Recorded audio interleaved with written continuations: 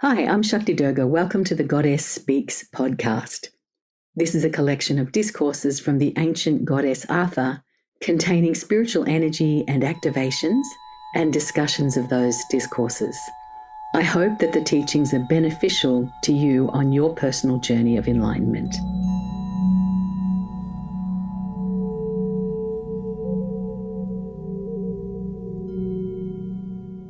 Mother Artha begins to read today from her book, golden sunlight flying from the pages, and her consciousness bringing forth the teaching of today. In the beginning, when the round of creation began, the divine sent forth sparks of its own essence to enter into a world of creativity of such beauty and magnitude that from the mind of the divine, this was nothing short of a miraculous gift. And the parts of the divine consciousness that were given this opportunity became the souls of humans and other types of beings. And from the one came the multiplicity, with every kind of being noted and taken care of by the divine and given its own stream of evolution and self-realization. And the human family was sent the furthest from the divine, sent the furthest to give the most opportunity for diversification and choices beyond that which most beings could ever concern themselves with. And yet for the human souls, imprinted upon them from the very time of the inception, as they brought forth the various different subtle aspects and bodies developed over eons, in them was a little grain of having been separated from the main force field of the divine. As the subtle bodies are sent into world upon world, loka after loka, in preparation finally for physicality, the sense of being cast out becomes stronger until we become finally, as human beings, imbued with a sense of, am I supposed to be here? Where am I supposed to be? Am I meant to be here? Is this where I belong? I yearn for something that I don't have. I yearn for connection that is not apparent to me. And I try and find it in all these different places. And yet when I'm still, there is a sense of not enough. A yearning for that which I cannot grasp. A sense of not belonging anywhere.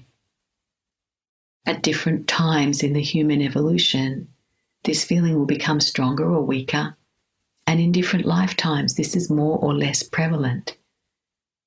But every soul gets to feel this energy, and whilst it is not present within the part of self that always remains one in the field of the infinite divine, the many different subtle parts of self that journey as we've done to find ourselves again must, of course, come across this seeming wound of incarnation. And it is not just in the physical plane on earth that we have felt the self separate from and felt the grief of leaving something that was more unified to go to something less unified, but also upon other types of world upon which we've had our lives, a sense of dissolution or destruction that creates such a sense of loss. As we then dive deeper towards the incarnations of the ultimate furthest expression from divine oneness, being the human incarnation, and equipped with the types of things we recognize, like human bodies and minds, that we come to idolize and feel the lack of something intangible that we fill with busyness and all of the habits about which we've studied so much to do with veiling your consciousness from the ache and the sorrow and the grief that is existentially present until we start remembering and we start the journey of return. This is a cyclical journey, not a punishment, but an opportunity for vast creativity. And on the return journey, the dividends are paid by the divine, in that the souls who come back again, as we are doing, do so with such a palette upon which to have consciousness. They do not just float in an endless sea, but instead are capable of contributing to the endless sea, not from a place of separateness, from a place of arising in the moment of time-space where that arising would give benefit. It becomes of the nature of serving and giving and arises from the knowledge of the experience of going into separateness, of the existential pain that is very real, that is felt by such souls, and a natural welling up of desire to help. From this stage of evolution comes the concept of the guardian angel. It is a soul who is well ahead of where your own soul has come to in its own evolution and is of the same chain of evolution as human. You are too. And in your own way, already you are a guardian angel to souls who are less evolved than you on the journey of return. So each becomes a guardian angel and each is guarded. And this is happening beyond the mind. This is happening in the subtle bodies, which sometimes in those who are very sensitive, there can be a leakage from the life of the beloved to whom we are the guardian angel and the giver of inspiration. There can be a leakage of information from that Holy One through into your conscious mind. It can come as a dream you don't understand that seems disconnected from your life, or memories that you sometimes seem to have that maybe they're not yours. It is a complex matter to describe and to allow it to vest into your conscious mind. But I hope that somehow in the essence of your being, you feel the subtlety of that which I speak and how already you are starting to become more interconnected. In this way, you can think of a solitary bird and that same bird when it is in flight and part of a group in flight. And in that formation of birds in the sky, there is always a leader. That leader will change when he or she tires, and another will take its place. And so it is that it is not one bird, but one flock of birds.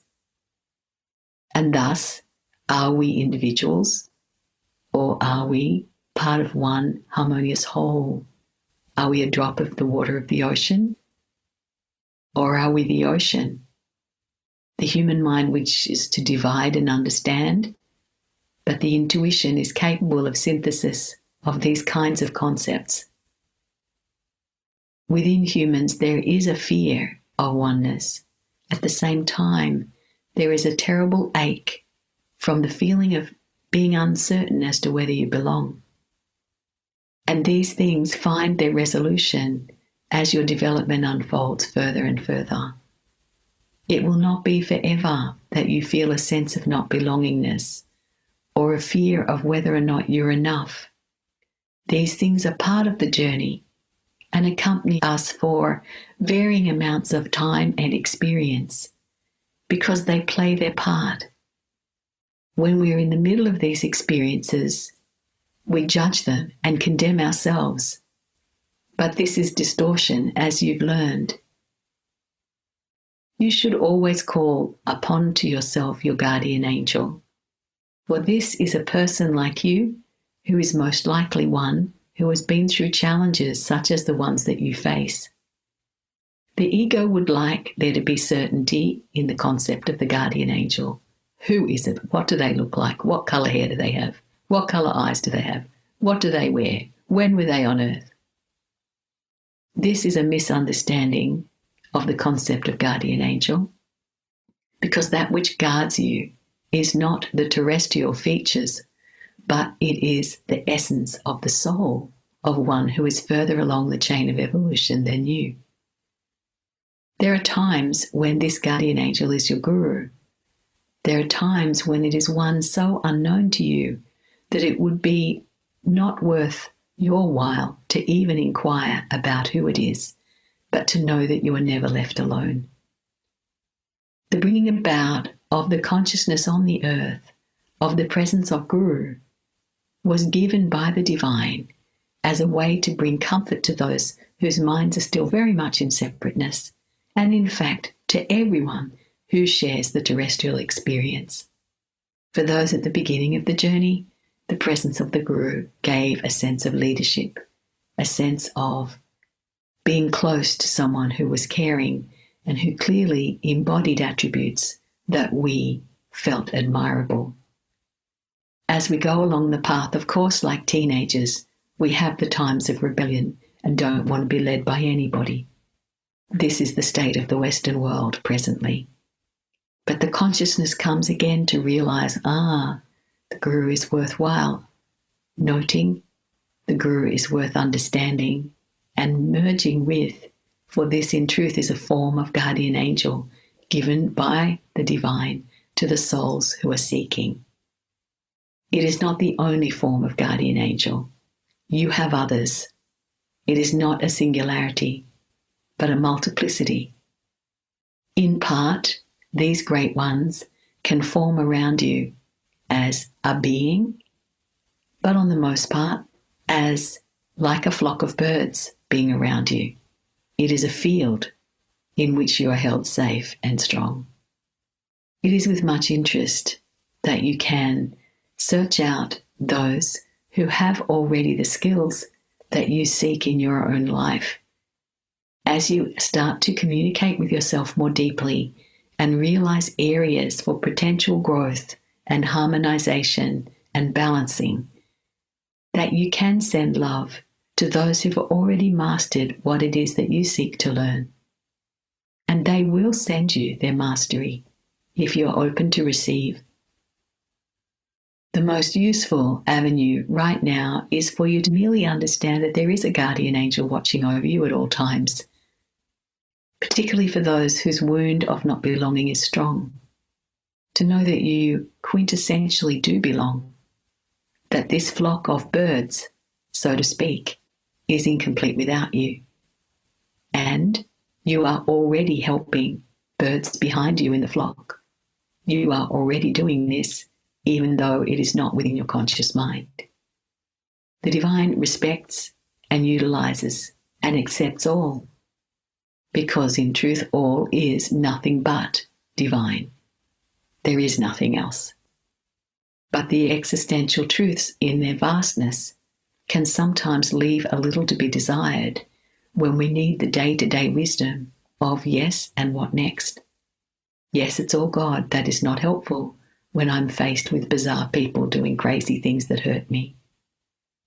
And so it is that exquisite teachings are given, including from the book of Artha and many other forms of teaching as well. Sometimes the human mind is more easily able to remember adversity than it is to remember bliss. When something that you perceive as negative happens, you remember it. And you know something happened. When something blissful happens, you tend to think of it as a meditative experience and dismiss it. And thus, there are times when processing is the very perfect medicine that will help you to know that you are in fact changing, evolving, and growing into the fullness from which you came. And so it is that Artha asks that you review the materials taught. May your lives be blessed. May your commitment to your spiritual development be enhanced and strengthened. And may you have the appropriate attitude to those who lead you and guide you on the path, both known and unknown by you.